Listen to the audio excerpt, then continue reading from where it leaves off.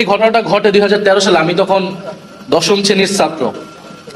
যেহেতু আমি ঢাকা শহরে বড় হয়েছি, আমি তখন স্কুলে পড়ি এবং ঢাকা শহরে তখন একটি থমথমে রাত, সেই রাত 5ই মের রাত।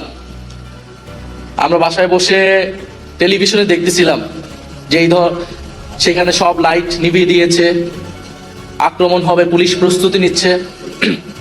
তবে হঠাৎ করে দেখলাম দিগন্ত টিভি বন্ধ হয়ে গেল, ইসলামিক টিভি বন্ধ হয়ে গেল এবং সেই রাতে আমরা এরপর অনেক কিছু ভাষাভাষী শুনতে পারলাম, কিন্তু আমরা আসল তথ্য জানতে পারি নাই। কিন্তু শুনতে পেরেছি, পরবর্তীতে নিশ্চিত হয়েছি সেই রাতে কি মর্মান্তিক ঘটনা বাংলাদেশের ইতিহাসে ঘটে গিয়েছিল।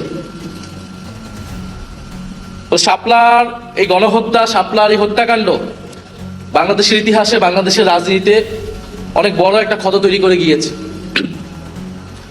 যদি শাপলা গণহত্যাকে সেই সময় আমরা ঠেকিয়ে দিতে পারতাম, সেই সময় যদি যারা এটার জন্য দায়ী, সরকার, রাষ্ট্রযন্ত্র এবং বিভিন্ন রাজনৈতিক এলিমেন্ট, তাদেরকে যদি বিচারের আওতায় আমরা আনতে পারতাম, তার বিরুদ্ধে যদি সামগ্রিকভাবে সমাজের এবং রাজনীতির সকল পক্ষ আমরা দাঁড়াতে পারতাম, তাহলে কিন্তু জুলাই গণহত্যা হতো না। শাপলা গণহত্যাকে কোনো না কোনো ভাবে তো বৈধতা দেওয়া হয়েছে, তার প্রেক্ষাপট তৈরি করতে অনেকেই ভূমিকা রেখেছে। ফলে সেই সময় সরকারকে জবাবদিহিতা করতে পারা যায় নাই বলে সরকার জুলাইতে আরেকটা গণহত্যা করার সুযোগ পেয়েছে, সাহস পেয়েছিল। শাপলা হত্যাকাণ্ডের অনেকগুলা ডাইমেনশন আছে, অনেকগুলা মাত্রা আছে। তবে একটা কথা বলে রাখা ভালো, আজকে যে আমরা দাবি এখান থেকে উঠাচ্ছি যে এক যুগ চলে গিয়েছে বিচারহীনতার, আমরা আজকে এসে জুলাই পরবর্তী বাংলাদেশে এসে আমরা এটা বিচারের দাবি জানাচ্ছি, এটা কিন্তু ন্যাশনাল ওলামা অ্যালায়েন্সের দাবি না, এটা এনসিপির দাবি, এটা বাংলাদেশের জনগণের দাবি।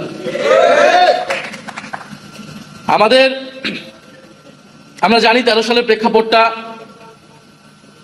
যে 2013 সালে যুদ্ধাপরাধীর বিচারের দাবিতে একটা আন্দোলন শুরু হলো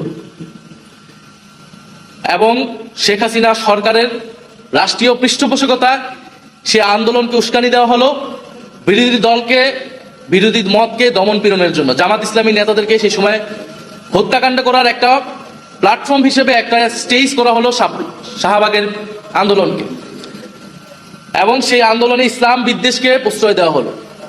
খুব স্বাভাবিকভাবে এদেশের ধর্মপ্রাণ মানুষ, ধর্মপ্রাণ মুসলমান, তার ইসলাম এবং রাসূল সাল্লাল্লাহু আলাইহি সাল্লামকে নিয়ে যখন কথা বলা হবে, কটূক্তি করা হবে, তারা তার বিরুদ্ধে দাঁড়াবেই। এবং আপনারা তথ্যচিত্র দেখবেন, হেফাজত সেই সময় অনেকবার বলেছে যে যুদ্ধাপরাধীর বিচার নিয়ে কিন্তু তাদের কোনো ইস্যু ছিল না। তাদের ইস্যুটা যে এখানে ইসলামের বিরুদ্ধে যারা কটূক্তি করে, তারা এইখানে এই আন্দোলনটাকে নেতৃত্ব দিচ্ছে এবং ইসলাম বিরোধী নানান ধরনের বক্তব্য সেখান থেকে আসছে, এবং তারা তাদের একটা দাবি দাওয়া নিয়ে নাগরিক অধিকারের জায়গা থেকে তারা ঢাকা শহরে এসেছিল, সমাবেশ করেছিল। আপনি 13 দফা সমর্থন করতে পারেন, নাও করতে পারেন, কিন্তু সমাজের কোনো অংশ যদি তার মত প্রকাশের অধিকার, তার একটা দাবি দাওয়া পেশ করতে চায়, রাষ্ট্রে তার অধিকার আছে। আপনি 13 দফার সমর্থন করেন কিংবা করেন না, কিন্তু আপনি কখনোই তাদের ওপর হত্যাকাণ্ডকে, তাদের উপর দমন পীড়নকে আপনি সমর্থন করতে পারেন না একটা রাষ্ট্রে।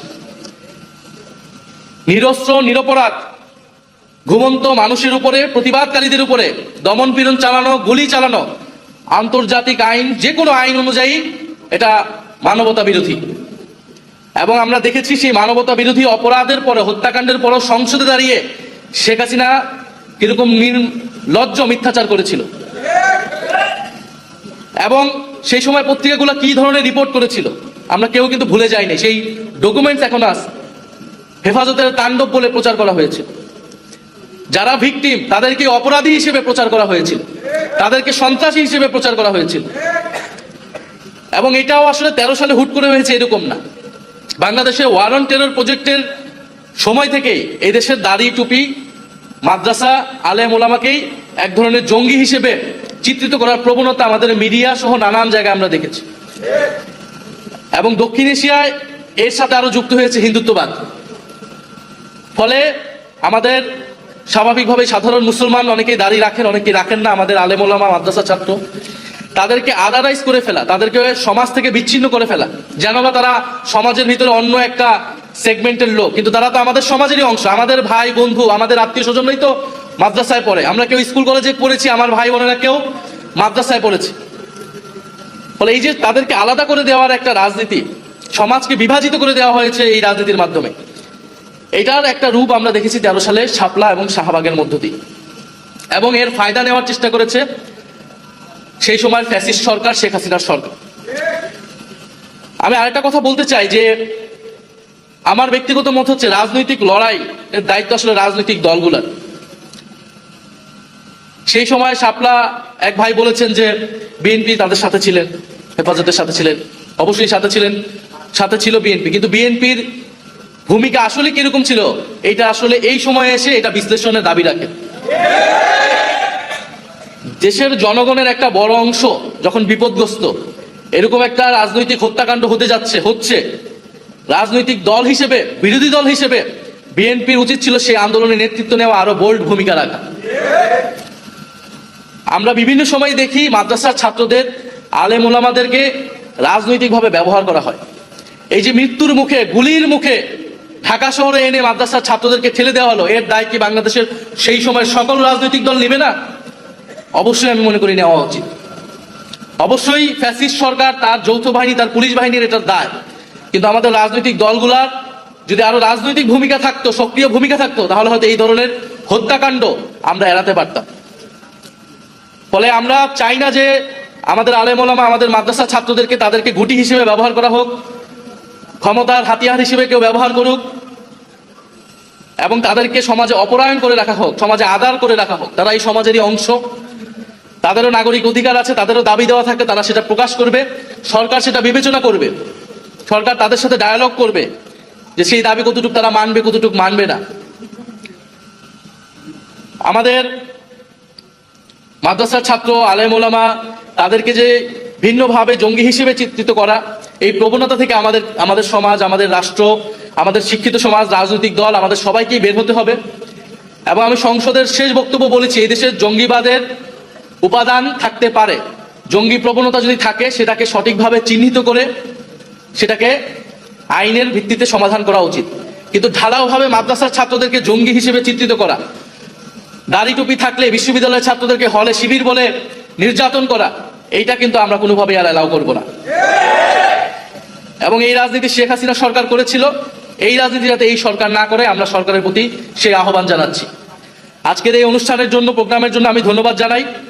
এবং আমাদের আজকের এখান থেকে বক্তব্যটা খুবই সুস্পষ্ট যে এখানে একটা মানবতা বিরোধী অপরাধ হয়েছিল 2013 সালে, এবং আমরা এখনো দেখি বিভিন্নভাবে ইনিয়ে বলার চেষ্টা করা হয় বিভিন্ন জায়গা থেকে যে আসলে মানবতা বিরোধী হত্যাকাণ্ড হয়নি, তেমন কেউ আসলে মারা যায়নি।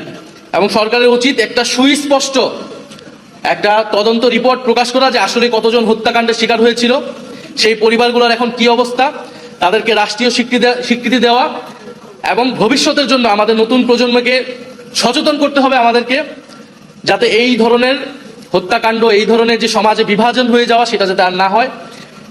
এবং আমাদের যে ধর্মপ্রাণ মুসলমান, আমাদের আলেম ওলামা, তাদেরকে স্বীকৃতি দিতে হবে। তাদের এই দেশের রাজনীতি, এই দেশের ইতিহাসে তাদের ব্যাপক ভূমিকা আছে।